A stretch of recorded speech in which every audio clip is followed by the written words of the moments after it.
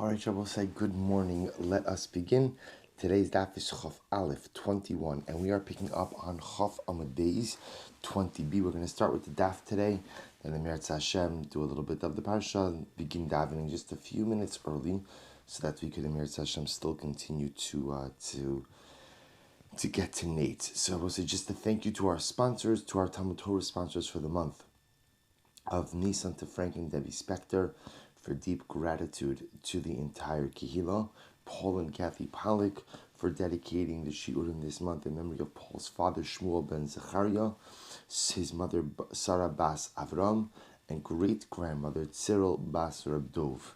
The week of learning dedicated by Jack Bennett in memory of Captain Doron Barshai, who served and died as deputy commander in the 51st Battalion of the Golani Brigade, and the week of learning dedicated by Mordechai and Malki Tusk in honor of Brina's marriage to Aryeh Nirenberg on Tuesday. In the merit of our learning, may we be showered with Sheva brachas and many brachas and Neve Esem Shanim Tovos. We hope that in the merit of our Talmud Torah, the Neshamas will have an aliyah, and the Chassan and Kala a life of incredible simcha. So also with that, we continue in the exciting parak of Bameh Madlikin, an incredible daf ahead of us today. So we are picking up, like I said, today's daf is Chaf Aleph 21, but we are picking up on Chaf Amud Beis 20b. And we are picking up Velo B'Psilas Hamidbar, which is 2, 4, 6, 7 lines up from the bottom, last couple of words on the line. So remember again, we're going through now the various items that the Mishnah said cannot be used as a wick. And we explained that all of the items here mentioned for non-use as wicks are because they do not draw the oil well. So the concern is that if you go ahead and you come to use them, you're going to end up tilting the oil towards the wick, which is actually a form of havara, which is actually a form of kindling. So it says the Gemara, "V'lo b'psilas hamidbar." You can't use psilas hamidbar. So the Gemara says, Shavra. So Rashi points out over here that this is some type of tall grass. That technically you could go ahead and make into a wick, but you're still not allowed to use it. Supposed to say, so this literally means, and not with the green substance that floats on top of the water. So says the Gemara, Maihi, what is this referring to? Ilemo kamta decharitzi. So if you want to say that it's like algae, the green stuff that floats on the top of the water, can't be, because ifruchi mifrachan. Ultimately, again, that goes ahead and crumbles. When you take that, so that crumbles in your hand.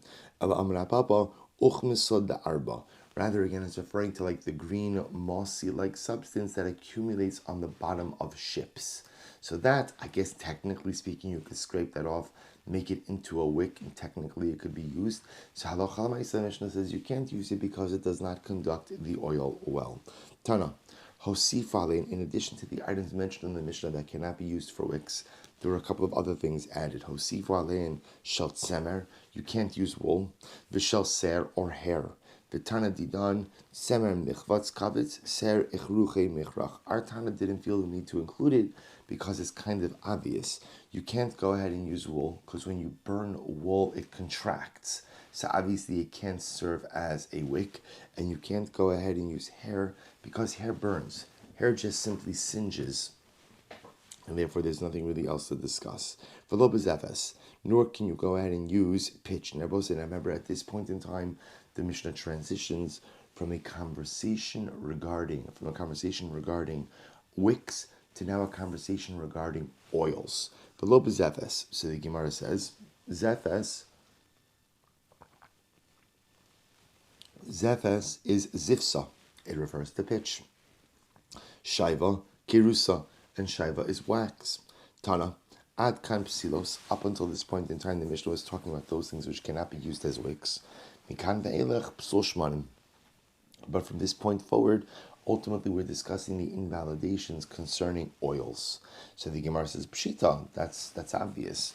To which the Gemara says, I'll tell you why we have to mention this. Shaiva etzrichale. We have to mention this dafka by wax. Why? So the Gemara says, Ma'udatema, lepsilos namilo chazya. So you might have thought that again, that ultimately wax is not only problematic in terms of being used as an oil, but perhaps cannot be used as wicks. Kamash no. Kamash malon, that is not the case. So the Gemara says, Amrai bar Avin, Itarna psulta de zivsa, Shaiva psulta de duvsha. So Rabbi Aaron Avin says as follows. He says this thing called itrana. Itran is the leftover part of the zeves of pitch, and shaiva, the wax that is discussed over here, is the leftover from honey. Okay, so the Gemara says, "Top of Chaf Aleph Lamai Nafkamina." I mean, who cares? It's an interesting fact, but what does it matter? To which the Gemara says, "Lamekach It matters ultimately, again, for business purposes. That if somebody goes out and says, "I'd like to go ahead and purchase wax," just understand that what he's referring to is the residual leftover from the honey. Okay, Tan Rabbanan. So we'll see. Here we go. Kolelu sha'amru.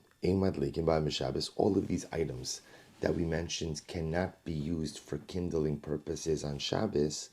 Aval osin mehen medura bein lischamim kinegdo bein lishtamish laora. But which is very interesting. All of these items that we mentioned in the Mishnah that you can't use to kindle with, sahaloch lamaisi, you can't light a candle with it. But what you can do is use it for a bonfire. So we'll say, what's the chilik between a bonfire and a candle? Take a look at Rashi. Aval ose memedura hesek godel she'echad mavir chavero. So we'll say, remember again, the issue that's at play over here is when you use these particular items for wicks, the concern is that the individual wick does not go ahead and draw the oil appropriately. But halacha l'maisa, when you have a bonfire, so therefore again, you have a bunch of things together, they automatically ignite one another. So at that moment that they automatically ignite one another, the concern of shemeyata, that you may come to go ahead and tilt the candle, doesn't really apply. So the Gemara says as follows. So aval osme medura, and this is true whether you're making the medura, whether you're making the bonfire to go ahead and warm yourself by it, or whether you're making the bonfire to go ahead and use the light. It doesn't really matter. Whether you're kindling this quote-unquote bonfire on karka, on land, or if you're doing it on top of a stove. So again, this is an interesting application. So all the Gemara is saying over here is that halacha l'maisa, it's not the pshat that the items mentioned in the Mishnah aren't flammable. Right? So it's not the pshat that the items mentioned that you can't use for a wick aren't flammable. Chas v'shalom. But they're flammable. The concern is they don't draw the flame well. So because they don't draw the flame well, that's the concern that on Shabbos you'll come to tilt the oil. Remember again, they had oil in a receptacle. The flame was coming out, the wick was coming out of the lip of the receptacle. If the oil is not catching well, you may come to tilt more oil towards the wick. That's the concern. If you do that, that's havara, that's an act of kindling. So all the Gemara is saying over here is that only applies when you're using these wicks kind of individually. But if you were to place them all together to create a bonfire, then by definition one ignites the other, and there's no problem. Beautiful. The lobe shemen kick. You can't use shemen kick oil. My shemen kick. No, so what is shemen kick? Amar Shmuel, shaltinu l'chon l'chusayama. I've asked the sailors. I've asked this. Why is he asking sailors? Because at the end of the day, sailors get to a lot of places, so they had no idea what this meant in their vernacular. But maybe sailors, maybe you had come across shem and kick somewhere in your travels. So va'amruli of echad yish bekrachi hayom v'kik shmo, and they told me that there is a particular bird in the islands overseas, and its name is kik. It's a kik bird. So apparently shem and kik is oil which comes, it's bird oil, it's animal oil, but it's oil that dafka comes from the kik bird. Okay. Rav Yitzchak Bered Rav Yehuda Amar, Mishcha de Kaza. See, he holds, Rabbi Yitzchak says it's Mishcha de Kaza. What's Mishcha de Kaza? Rashi says Mishcha de Kaza, Shemen she'osin migar ine tzemer gefen shekorin koton. Very interesting. Cotton seed oil. Cotton seed oil. Shemen cake is cotton seed oil. Fascinating.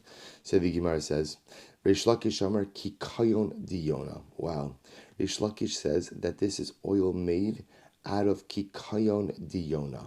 So we'll say, what's the kikayon of Yonah? If you remember again at the end of Sefer Yonah, after Nineveh does tshuva, Yonah is very upset. Yonah is very upset. Why is he upset? Oh, Yonah understands that the tshuva of Nineveh represents the downfall of Am Yisrael. So Yonah is upset. So he goes ahead and he waits outside the city, and HaKadosh Baruch Hu goes ahead and causes a kikayon, this tree, to go ahead and grow and give him shade. Now subsequently Kikayon dies, and Yonah experiences incredible personal trauma with this entire situation. But Lamaisa, the Gemara says, is that Shemen Kik is oil that comes from the Kikayon tree, and it's known as the Kikayon de Yonah. So Amar Barachana Ledidi Chazi the Kikayon de Yonah. I once saw this Kikayon de Yonah, or its Sluliva Dami, and it was comparable to its Sluliva.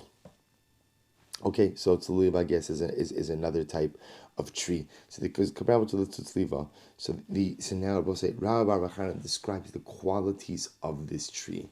So quality number one, or aspect number one, is that ultimately it went ahead and it looked like a tzliva. Okay, u midepashki Rabbi. Look at Rashi. Batse hamayim hu gadol. It grows by marshes. It grows by marshes in marshy area. Via pum chanusa midlon yosei. Rashi says, "Apum chanus magdanoson letzel l'reachtov." People would often plant this tree by the entranceways of stores in order to go ahead and provide shade and also to provide a good scent, a good smell. So the Gemara says, "Umi partziduhi avdi mishcha," and ultimately from its seeds you're able to go ahead and make oil. And underneath its branches, underneath its shade, all of the sick of Eretz Yisrael come to rest. So apparently, again, we're just saying the qualities of the Kikayon de Yonah, but amazingly enough, this last one is quite dramatic. Just as Yonah found refuge under the Kikayon, so to the sick of Eretz Yisrael also find refuge under the Kikayon. I will say, just on a deeper, almost on a hashkafic level, that Kikayon de Yonah, that Kikayon represented Hashgachas Hashem. It represented divine providence. Yonah's waiting outside of the city. The Kikayon miraculously sprouts up and provides him with shade. That was a reminder that HaKadosh Baruch Hu was always with him, that no matter what was going to happen, at the end of the day, the Ribono Shel Olam was always there. So it's an amazing thing, the Gemara says, where do the sick of Am Yisrael or of Eretz Yisrael go to find relief? Under the Kikayon de Yonah. They will say, where do you find relief from the ailments and from the ails and from the challenges of life? Underneath the shade of HaKadosh Baruch Hu. If I believe that HaKadosh Baruch Hu is with me every step of the way, if I believe that HaKadosh Baruch Hu never leaves me alone, if I believe that the Ribono Shel Olam always allows his shade of providence to cover me, then by definition I could heal myself from anything that ails me. Incredible Gemara. Amar Rabba. So Rabbi said, Psilos sha'amru chachamim in madlikin b'hem b'Shabbos mipnei sha'or mikaskeses bohem. So Rabbi says, the wicks that the Mishnah said you cannot use on Shabbos, that's because literally it means that the flame flickers. Mikaskeses means, Rashi says, like the blade of a knife. Just like the blade of a knife goes up, down, the teeth, up, down, up, down, up, down. So too the flame flickers. That's the concern. And because the flame flickers, therefore, halacha l'maisa, you can't use these wicks. Similarly, the oils that the rabbis said you cannot use on Shabbos, because they are not drawn after the wick. They're not drawn after the wick. They don't catch well. So what I said, therefore, based on this, Abai asked an interesting shaila of Rava. Now, what was the shaila? So watch this. So now we have these oils that you cannot use on Shabbos. Okay, so we established you can't use these oils on Shabbos. You're not allowed to use. What happens if I take shemen kik? I'm not allowed to use shemen kik. What happens if I pour in some olive oil to my shemen kik? Does the fact that I introduced olive oil into the shemen kick now render this a proper substance for kindling purposes for Shabbos? So are we concerned that if we let you use these illegal oils at all, even with olive oil, let's say mixed in, that you may come to inadvertently use them without mixing olive oil in? Oh no. Or do we say no? The only time that these oils in the Mishnah are prohibited are when they're by themselves. But if you introduce some olive oil into it, or some other permitted oil into it, it's not a problem. Oil, you still can't use these olive oils. My timer, lefi she'ein madlikin. This is great, right? Why can't you do it? Because it said you can't do it, right? At the end of the day, Arazabah says, so what does this mean on a deeper level? If you look at Rashi, Rashi says over here, Rashi says, because it's very simple that when Chazal legislated that you can't use these particular oils, what they legislated was you can't use these oils under any circumstances. That's it. There's no, which makes sense. Remember again, the moment you start saying, well, you can't use it if you mix it in with oil, or you can't use it by itself. But if you mix it in with oil, it's okay. Well, how much oil do you have to mix in, right? V'chule, v'chule. So that already gets complicated. So therefore, Chazal just said you can't use these oils. Whether you're using them by themselves, mixing in olive oil, you can't use it. The Gemara says, Eisvei, 1 second, the Gemara is the Kasha. Karach davar shemadlikin bo, al gabe davar she'ein madlikin bo, ein madlikin bo. We'll say, watch this. Let's say, follow this for just a moment and you'll see the illustration. Let's say you go ahead and you wrapped something that is a shemadlikin bo. We're talking now, but we're transitioning now just for a moment about wicks. So let's say you take a wick, one of the wicks that cannot be used. Lechesh. You take a wick that can't be used, but you wrap it in a wick that can be used. You wrap it in a wick that can be used. So can that be used on Shabbos? So the Mishnah says no. If you wrap a proper wick around an improper wick, you still can't go ahead and use that on Shabbos. Rabbi Shmuel says, Shalbeis Abba, in my father's home, hayu karchen psila al gabe egos umadlikin. Well, in my father's home, what they used to do is they used to wrap a wick around the walnut, and we went ahead, or around the nut, and we went ahead and we used that on Shabbos. So we'll say, so 1 second. The Gemara says, Katani mihas madlikin. So we'll say, you see from here that according to Rabbi Shmuel Silber, we can wrap, we'll call it a proper wick, around an improper wick, and use that to kindle on Shabbos. To which the Gemara says, I don't understand. Amarlei ademosivas limid Rabbi Shmuel Silber sayinu mitanakama. Why are you deciding conclusive halacha based on Rabbi Shmuel Silber? I could just as easily bring you a right from the Tanakama. The Tanakama says you can't do this. Okay, Rabbi Shmuel Silber says you can do that, but just because Rabbi Shmuel Silber said it doesn't mean it's correct. To which the Gemara says, no. Halo kasha, this is not a contradiction. Maise Rav. I will say it's actually very interesting. In general, in Gemara, when you have a statement of halacha versus a story which actually supports a particular practice, the story itself is actually a bit more powerful. To see the implementation of halacha is stronger than simply the articulation of halacha. So the fact that Rabbi Shmuel Silber is telling us this is what we did in my father's home, that's very powerful. To which the Gemara says, but rather there's something else going on over here. So the Gemara says, Kasha, my lav lahatlik. So Rabbi Shmuel Silber's house, what are they doing? It sounds like they're wrapping a proper wick around an improper wick, and they're kindling both. To which the Gemara says, no, lahakfos. There actually was the reason in Rabbi Shmuel Silber's home, the reason why they wrapped a proper wick around the nut was not to burn the nut, but rather it was the walnut was a flotation mechanism. They would put the wicks in the oil. But what's the problem when you put wicks in oil?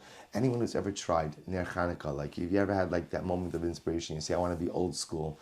I want to go back and do the wicks myself. So it takes triple the amount of time because usually the first 2 wicks end up sinking in the oil.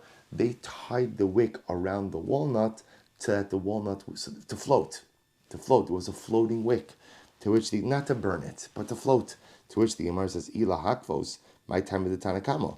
So if that's it, if the wick was tied around the walnut, and the walnut was to float, and not as another wick, then ultimately why would the Tanakama have a problem with that? To which the Gemara says, you're right. Kul Reb Shimon Gamliel. In fact, the entire brisa we mentioned really all reflects the view of Reb Shimon Gamliel. There is something missing from the Mishnah, and here is how from the brisa, and here's how it has to be read. Here we go. If you wrap a wick, a proper wick, around an improper wick, in madlikin bo, that is illegal. You're not allowed to do that. You can't kindle a wick that's a proper wick wrapped around an improper wick. When is that so? Lahadlik. That's only so when your intention is to kindle both wicks. If your intention is to go ahead and use both wicks for kindling purposes, then you cannot wrap a proper wick around an improper wick. Avol lahakvos mutar. But if your intention is to go ahead and wrap the proper wick around the substance that is normally an improper wick, but you're not using the improper wick as a wick, but instead you're using it to allow the proper wick to float in the oil, that's totally fine. How do we know this? Because ultimately, again, Rabbi Shmuel Silber says, my father's home, they used to wrap the wick around the walnut in order to allow the wick to float. So you see from here that halacha l'maisa, you, as much as you can't wrap a proper wick around an improper wick for kindling purposes, but you can wrap a proper wick around an improper wick if the improper wick is being used as a flotation device and not as a wick. Incredible. Ini, is that so? Rav Huna said, Avaham Rav Barona Amarav Chelev Muhusach the Kirvei Dagim Shenamuchu. So we'll say if you have Chelev Muhusach, means melted chelev, melted fat. So if you have melted fat, right, or Kirvei Dagim Shenamuchu means fish kishkas, right, the insides of fish that also have liquefied. So what's the halacha? No sin the socho shem and kol shu madlik. You can go ahead and put any amount of oil into this, and you could go ahead and kindle with it. The Rabbi say, now what's interesting about this is we normally assume that liquefied chelev, liquefied fat, or fish kishkas, fish insides, cannot be used for kindling purposes, are not a proper oil. Yet you see from here that apparently if you go ahead and you take these items and you just introduce a little bit of oil, that it's going to be totally fine. To which the Gemara says, Hani mimshichi ba'anayu, v'hani lo mimshichi ba'anayu. So see, in reality, so melted fat and melted fish insides are really okay. Technically speaking, they're really okay. They're actually good oils that flow into the wick well. So what's the problem? We'll say first wide line Chaf Aleph Amud first wide line 21a. The Gazur Rabbanan al Chelev Muhusach Mishum Chelev She'ena Muhusach Val Kirvei Dagim Shenamochu Mishum Kirvei Dagim Shlona Mochu. So what's very interesting? So in reality, melted chelev, melted fat, and melted fish insides are really good oils. But what's not? Solid fat, solid chelev, and solid fish insides are not good oils. In other words, they could burn, but they don't flow well into the wick. So the rabbis came along and said, that's what?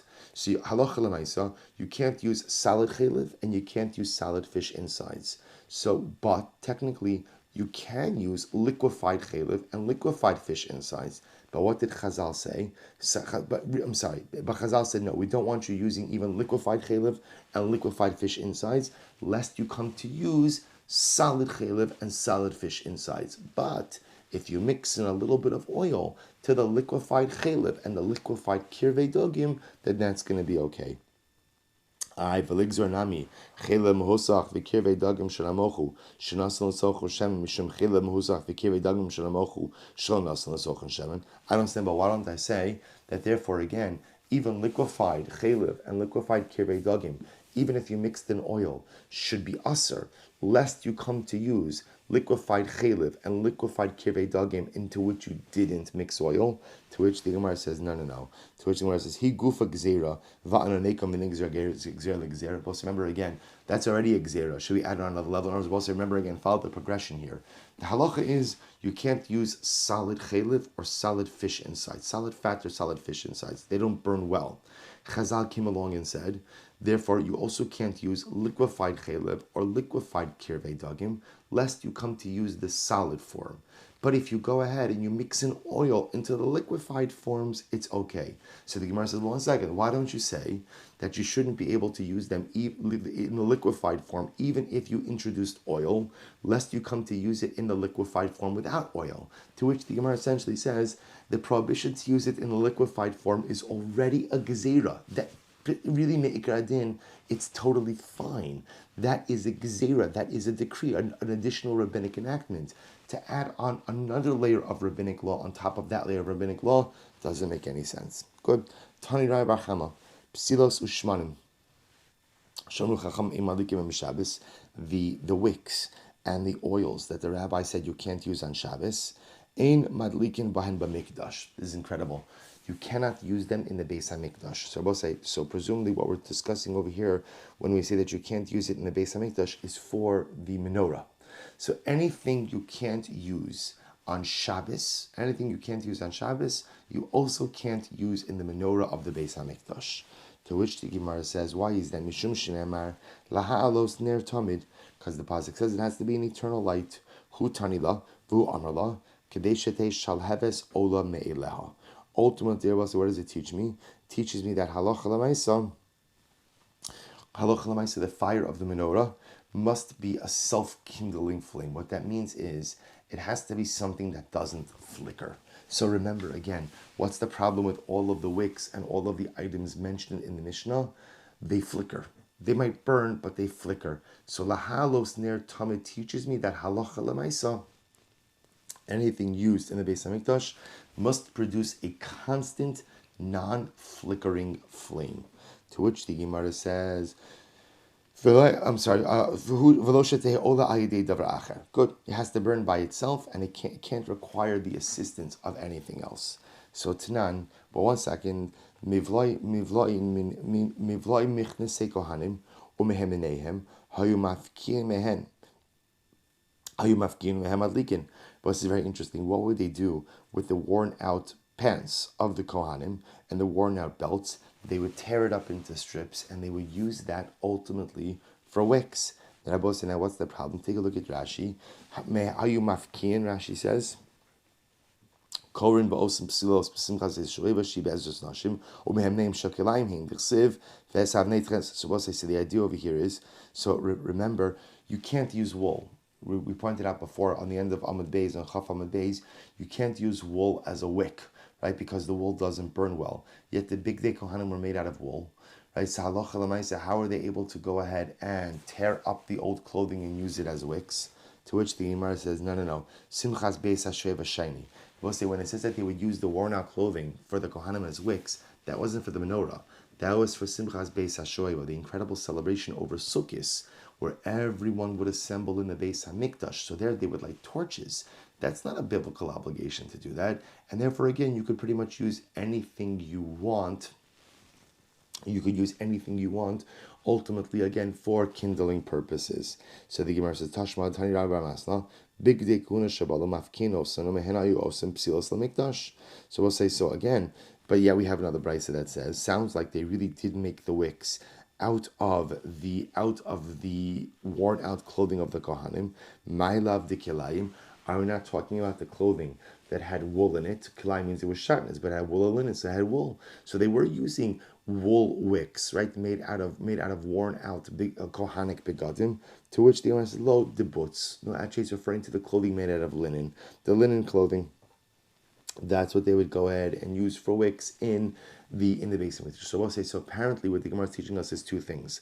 Number one, for Simchas Beis HaShoeva, they would go ahead and make wicks out of the Kohanim, out of the big day kahuna, the worn out pants and belts of the Kohanim. The truth is, no one really cares what those wicks are made out of, because the obligation to have a constant and consistent fire, and therefore a proper wick, is a din in the menorah, the obligatory kindling, not a din in Simchas Beis HaShoeva. But apparently for the menorah, they would use the worn out linen clothing of the Kohanim, because linen can be a proper wick, so that apparently they would use ultimately for the menorah. Beautiful. We'll say, here we go. Now, I want to tell you something very, very exciting. We're about to get into the sugyas of Chanukah. The sugyas of Chanukah are found in the next two dapim. And Rabbi, I think it's incredibly auspicious. Here we are, think about this just a moment. Here we are in Nisan, which is a month of incredible revealed miracles, and we're now going into the sugya of Chanukah. And Chanukah, to a certain degree, is a different kind of miracle. Chanukah is a Nes Nistar. Although the Pach Shemen, the miracle of the oil, was 8 days, which we're actually going to discuss, it was a miracle that took place inside of the Beis HaMikdash, not in public. The military victory, again, was miraculous, but it wasn't the splitting of the sea. So right now, in this moment, we're living in two worlds. The world of Nisim Niglon, revealed miracles, and the world of hidden miracles. All of that now. And what more do we need? We need revealed miracles. We need hidden miracles. Also, when you learn something, it's not just that your mind is ingesting it. Whatever you learn, you live. So therefore, when you learn Chanukah, it's almost as if you're celebrating. We're now in Chanukah. So when else do you have an opportunity to celebrate Chanukah in Chodesh Nisan? Unheard of. Unheard of until today. So here we go, Bosai. So the Gemara says, Amr Avhuna, Psilas Ushmanim Sha'amru Chachamim Ein Malikim Beim Shabbos, Ein Malikim Beim Chanukah, Beim Shabbos Beim Bechol. Rav Huna said that the wicks and the oil that the rabbi said you can't use on Shabbos, you also can't use on Chanukah. And you can't use on Chanukah during the weekdays of Chanukah, as well as on Shabbos of Chanukah. So the Gemara says, Amr Rava my timer. So Rabbi says, no, why is that? Why is that? So the Gemara says, my time, Amr Rava my time, the Rav Huna, Kasavar, Kavsa Zakokla. Boss is incredible.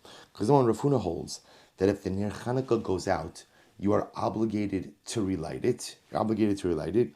And you are permitted to use the light of the Ner Chanukah. Now watch this. Because Rav Huna holds of these things, therefore, because he holds Kavsa Zakokla, so therefore what we're concerned about is, which means if the Chanukah candles go out, you must relight it.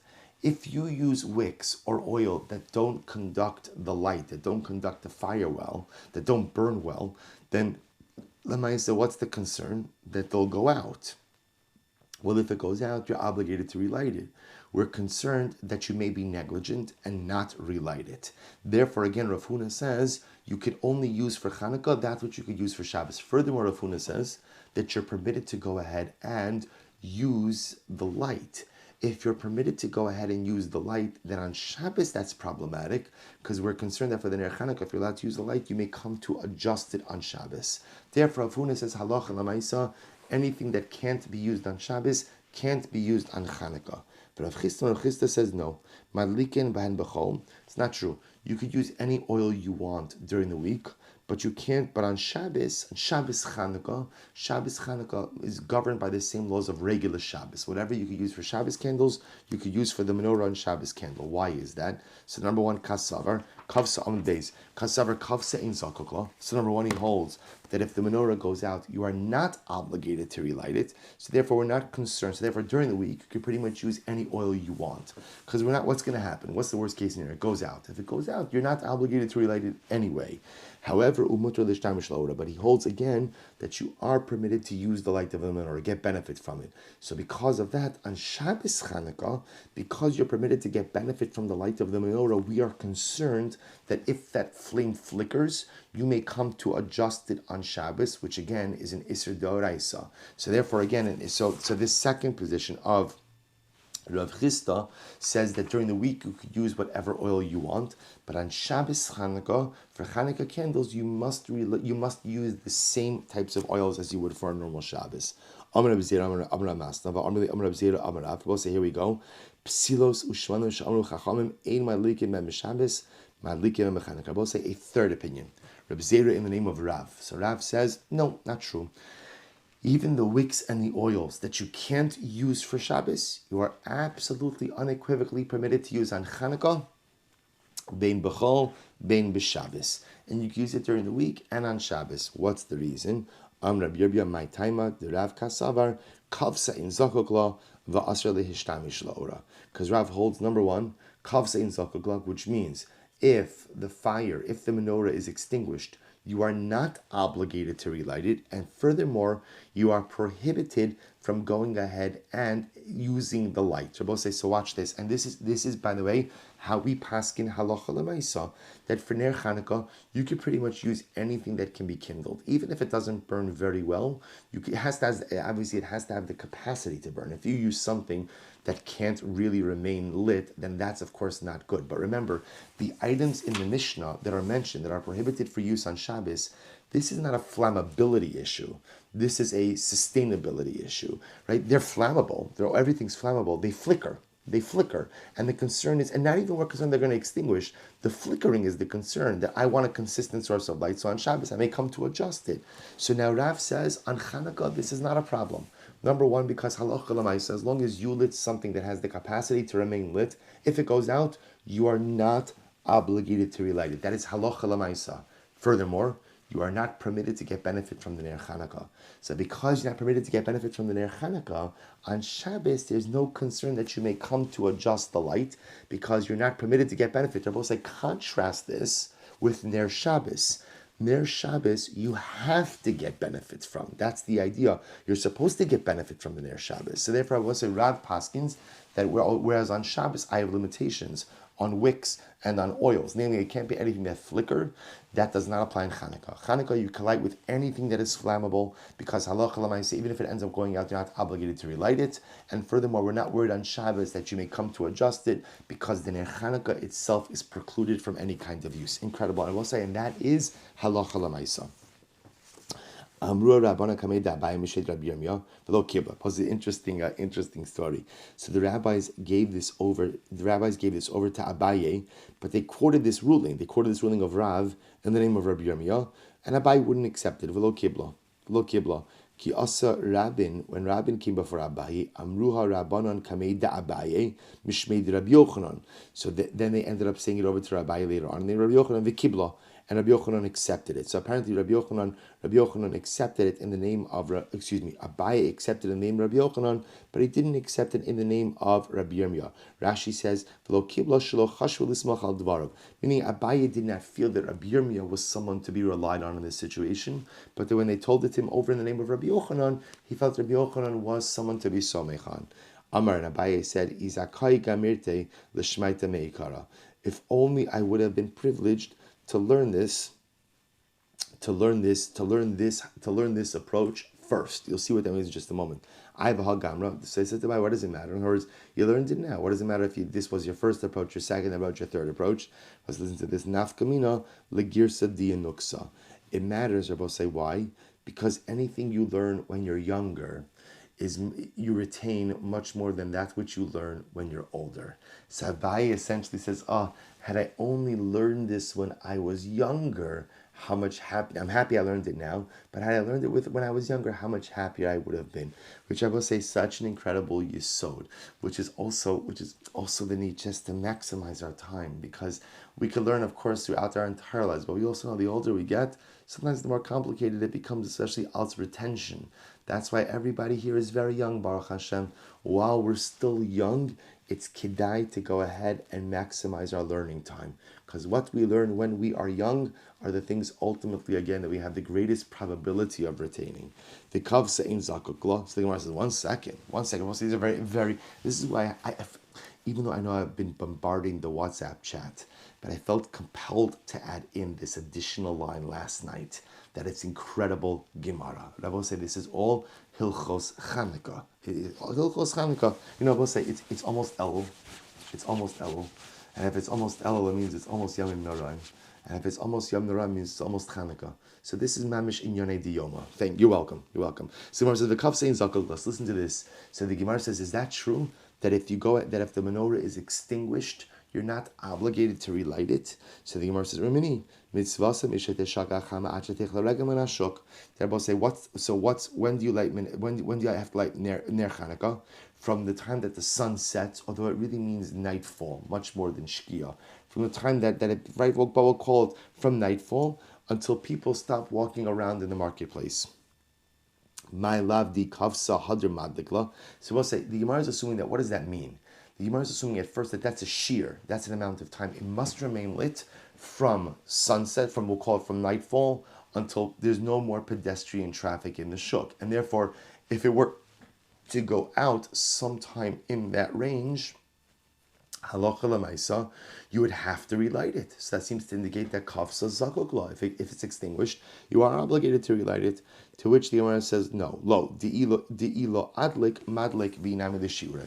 To which the Gemara says, no, that's not true. What it means is that's the amount of time in which you have the ability to fulfill the mitzvah. So as long as you're kindling the menorah in that time frame, you're yotzi the mitzvah between nightfall and the time that people stop walking around the shuk. The other possibility is that's telling me how much oil I have to put in my menorah. Enough oil to remain lit from nightfall until people stop traveling around in the shuk. But Abba say, but halacha lemaisa, we pass in kafsa in zakuk law. If your menorah goes out, you are not obligated to relight it. So the Gemara says, so what does it mean that the menorah could remain lit until no one's walking around in the marketplace? Va'ad kama. So what does that mean? What time is that? People aren't walking around in the shuk. Until the Talmudim stop walking around in the marketplace. Who are the Talmudim? Rashi says, Rigled the Talmudoi, Shem Uma, they're a particular nation, Melakte Itzim Dakim. And what they would do is, at the end of the day, they would go and collect twigs from the marketplace. Umis Akvin B'Shuk Atshahochem B'nei Ashuk L'Bateyem, Mishecha Shecha, or so the Talmudim apparently were the last people left in the marketplace. They would gather up the small little pieces of wood. They would use it to ignite fires in their home. And also, if you ran out of wood during the day, at night, and needed some last minute wood, you would go and you would find your local Talmudai. So the idea is that the Talmudim were the last people in the marketplace.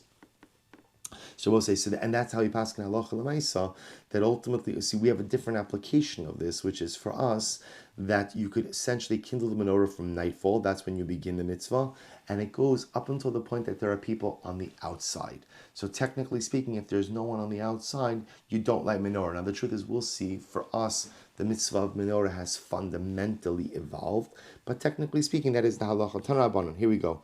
Mitzvah Chanukah in this incredible Gemara, Ner Ishu Beso. So we'll say that the ikar mitzvah of Ner Chanukah is one candle per household. One candle per household. That's all you're obligated to do, is light one candle per household. V'amahadrin, if you want to do a little bit better, Ner l'chol echad ve'echad. Every person in the household lights one candle. Rabbi say, but that's one candle every night. So one candle on day 1, and one candle on day 4, and one candle on day 8. One candle every night for every person. So I'll say, what's the mahadrim and a mahadrim? Beishamai omrim yorishon madlik shmona. So Beishamai says, on the first night you light 8. Mikan ve'elich poches v'holech. And on every subsequent night you remove a candle. So Beishamai says you start with 8 and work your way down to 1. Beisil says on the first night you light one candle, and each night you add on a subsequent candle. And I will say, I'll just point out to you something really fascinating. If you take a quick look at Tosas,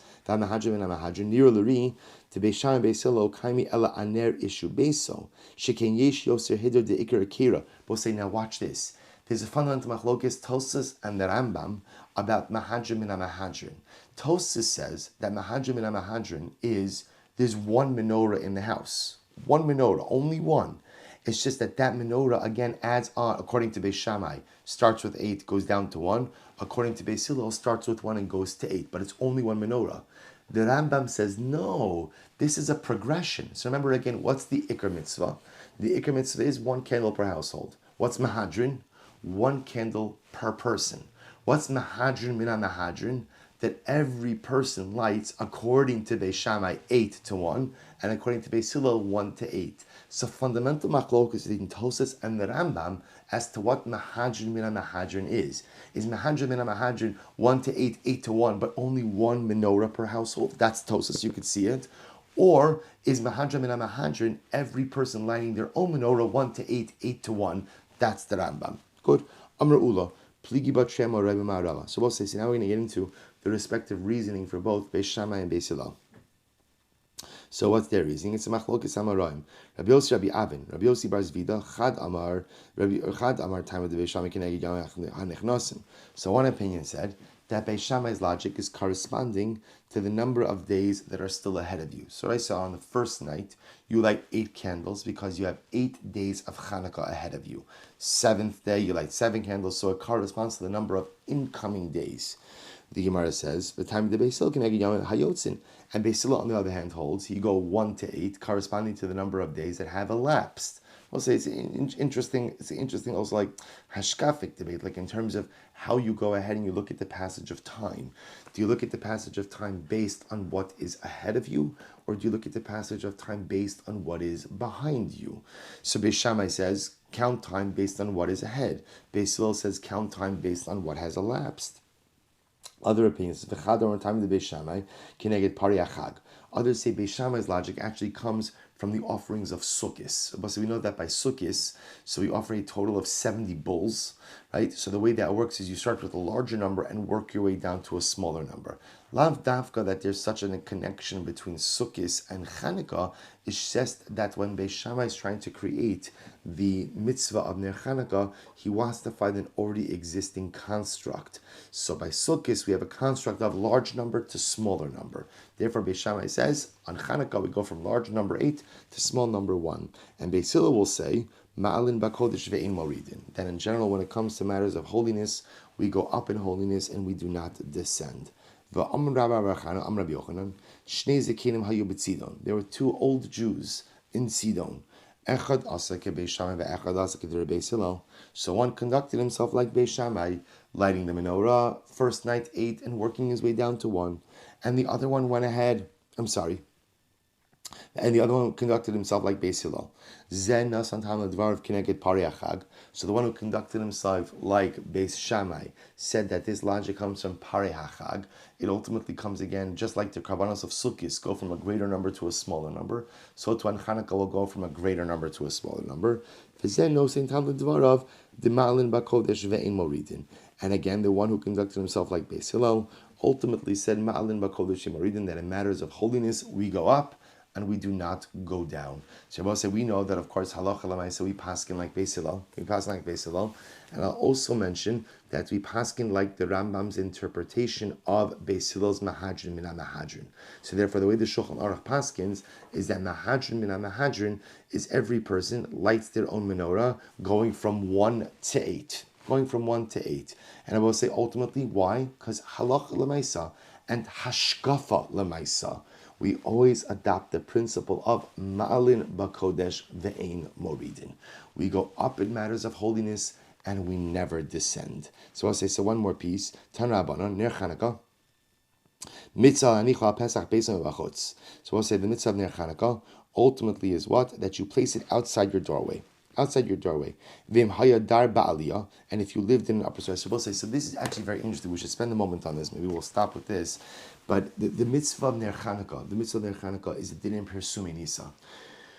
We don't appreciate this much because, as we'll see in just a little bit, the mitzvah of Ner Chanukah has evolved throughout the ages. But halacha l'maisa, the mitzvah of Ner Chanukah, the essence of Ner Chanukah, is not for the people in the house.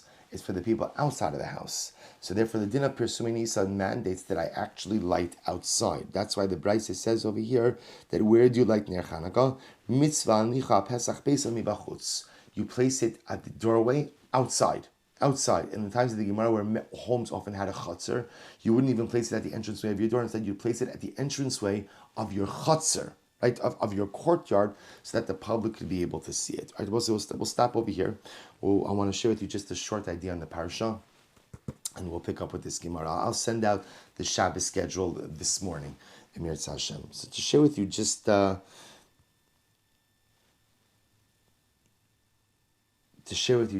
short idea in the parasha. I will say, well, I apologize for the change in schedule. Just we have the opportunity now to still make vasikin, so we'll try to do that, Emir Hashem.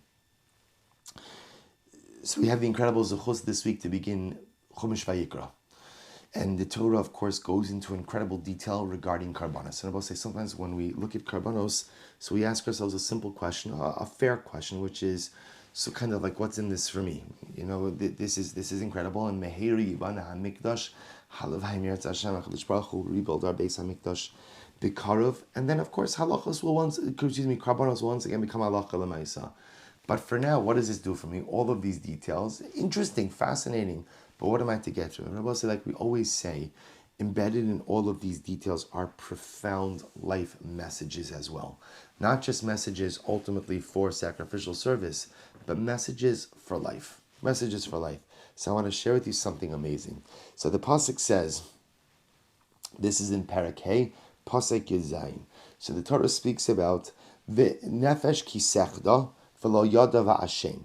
Torah talks about over here a person who commits an avera, really a safek chet, person who did something and he's not sure if he did something. He's not sure if he committed an avera or not. Again, chapter 5, verse 17.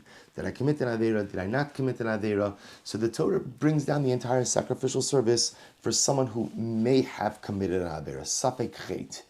Now the Katzker, Menachem Mendel of Katzker, raises a fascinating shaila. And what he says is, if you notice, ultimately, again, the carbon that you have to bring for safek, more expensive animal and significant carbon than you have to bring than an asham vadai, right? An asham vadai is even a smaller animal. Asham vadai can be brought from other things. So the Katzker says as follows. It's such a profound question. Why is the carbon that is brought for a questionable sin more significant and more expensive than the carbon brought for a definitive sin? Right? I go ahead and I know I commit an avera. I bring one type of carbon. I have a safek chet. I'm not sure. Did I commit an avera? Not commit an avera? I have to bring an ayil, a ram, an even more expensive animal. Says the Katzka, what's the pshat? Why a more expensive carbon for asham talui, for safek chet? So I want to read to you the words of the Katzka. He says something so beautiful. Ki mi sheodeh shavadei chata. So a person who knows that he definitely sinned, the knowledge, the definitive knowledge that I've done something wrong, that in and of itself is the beginning of the tshuva process. I know I did something wrong. I know it's wrong. I know that I have to fix it. And even if I'm not going to fix it right now, the knowledge that I know that what I'm doing is incorrect and it's something that has to be addressed at some point in time is the first step on the journey of personal or spiritual rehabilitation. Watch this. Ki libo nishbar. Because if I know that I'm doing something wrong, even if I can't fix it right now, I'm heartbroken that I'm doing something wrong. I don't want to live like this. I want to be a good person. I want to be righteous. So the knowledge that what I've done is definitively wrong, even if I'm not yet ready to rectify it for whatever reason, is already the beginning of the cathartic process of tshuva. Watch this. Lo kain, mishe safek biyado im bechlal chet. But I will say, ultimately, again, if someone's unsure of his actions, did I commit an avera, not commit an avera, simin she'odeno rachok mishlemus, v'lachin zakok hula karban yaker yoser. If a person is not even sure where he's holding, that safek, that unknown, is a sign, says the Katzker, that he's very far from completion. And because he's very far from completion, ultimately what he requires a more significant carbon. So as you hear the Katzker saying, the worst thing in life is not to know where you're holding. The worst thing in life is not to be sure. Am I doing the right thing? Not doing the right thing. Is this questionable? Not questionable. An avera, a mitzvah, a safek. So living in the world of gray, says the Katzker, is the worst thing. For one simple reason. If you're living in the world of gray, you often don't know how to advance yourself. Says the Katzker, and we'll say this is an incredible yesod. It is better to be a definitive sinner than it is to go ahead and be a possible sinner. Now, please be careful how you apply that concept, right? But what that means is when I know that I've definitively sinned, I know what I've done wrong. And if I know what I've done wrong, I know that I have to fix it. But if I don't know what I'm doing, and so maybe it's right, maybe it's wrong, that's the worst place to live. Because that's ultimately, again, that's what we call mediocrity. That great unknown, that great gray. A person could wallow in that area their entire lives without ever advancing themselves. So, there's an incredible Mishnah of us. The Mishnah says, Al tarbe la'aser amados. The Mishnah says, essentially, do not tithe by estimation. But I will say what that means is as follows. Rabbi Shmuel says, let's say a person is not sure about the halachas of tithing. A person about the halachas of giving trumas and meisus. So a person has a great chap. You know what? I'll just go ahead and give more. The Mishnah says, we don't like that. Al tarbe la'aser amados. Don't just give more meiser because you're not sure what the halacha is, and therefore you're just erring on the side of caution. There's a better answer to that. What's the better answer? Learn the halachas of trumas and meisers. learn what to do, create definition, ask the shaila, concretize a solid religious identity. Don't live in the world of gray. Don't live in the world of ambiguity. You know, I will say so many times in life we live in the world of gray because I don't really want to know the answer, right? I don't really want to know what I have to do or what I should do, because if I know what I have to, what I should do, then I have to do it. So I prefer to live a little bit in the world of ambiguity. That takes a little bit of the pressure off. But says the Kutzker, ambiguity equals mediocrity. And mediocrity represents non-growth. Non-growth is stagnation. And stagnation is spiritual death. The goal in life is ultimately, again, to have a clearly identified and clearly solidified life hashkafa. What's mutter, what's asr, what's appropriate, what's not appropriate. Who should I be, who shouldn't I be? What should I do and what should I avoid? And not to live in the world of gray, not to live in the world of suffix. Do shilas come up? Of course shilas come up. Does ambiguity arise? Of course ambiguity arises. But my goal is to dispel the ambiguity. My goal ultimately is to create clarity in life. And I will say, if there's one thing that we have time for now, it's to think. I don't mean by day, hopefully most of us are still working. But when I say time, I mean just like time with ourselves to think about a lot of things in life. And I think for many of us, we live in that world of gray, where things that we're doing that I know, you know what, I shouldn't be doing this. I shouldn't be doing this, but I don't know definitively that it's usher, or I'm not sure about it. And so I just continue down a particular path. The Kutzker says that the carbon for suffix chet is more intense than chet vadai. Because if I know that I'm doing stuff wrong, and we all have stuff that we're doing wrong, but I will say it is so important to, if you're doing something wrong, just acknowledge that it's wrong. We're human beings. We all have faults. We have shortcomings. But at least when I acknowledge that it's wrong, there's a hope that one day I'm going to find a way to fix it. But if I don't acknowledge that it's wrong, and instead I just explain it away, or I live in this world of ambiguity, or I refuse to find clarity, then it's almost impossible to fix. And that's why HaKadosh Baruch Hu imposes even a more intense carbon on the suffix chet, on the possible infraction, than the vada chet. I both say, during these days when we have a lot of time and we have a mandate to think about life and to think about ourselves because our world is being turned upside down, let's try to achieve some level of clarity. Let's try to begin to see the world and to see ourselves for who we are and for what we are. And if there are things that are broken, don't try to hide them. Don't try to obscure them. Don't try to sweep them under the rug. Embrace them. Embrace your broken kite, because we all have it. But stop living in the world of gray. Stop living in the world of ambiguity. If there's something that's wrong, find the courage to acknowledge, and then the greater strength to fix it. And in that zechus, we'll never eradicate everything that's broken. But at least if we acknowledge that which is broken and stop kind of shuffling it into the world of gray, will Amir Hashem have a greater probability of being able to fix it, of being able to transition into the world of vada, into the world of certainty. And once you transition into the world of certainty, there's no telling what we could accomplish. We'll say a good Erev Shabbos, and just a reminder, there'll be the virtual Famring and Amir Hashem tonight at 6 p.m. I'll put out all the details for that, and for the Shabbos staff, a good Erev Shabbos. It's been a wonderful week of limud with all of you, an incredible zechus. Amir, we're going to start davening now. We'll hopefully be able to make it tonight. And Halavai, it's the month of Nisan. Who knows what will happen next week? But I know whatever it is, whether we're in shul or whether we're on Zoom, one thing is for sure, which is we will be learning together. Have a great rest of the day and a good Shabbos.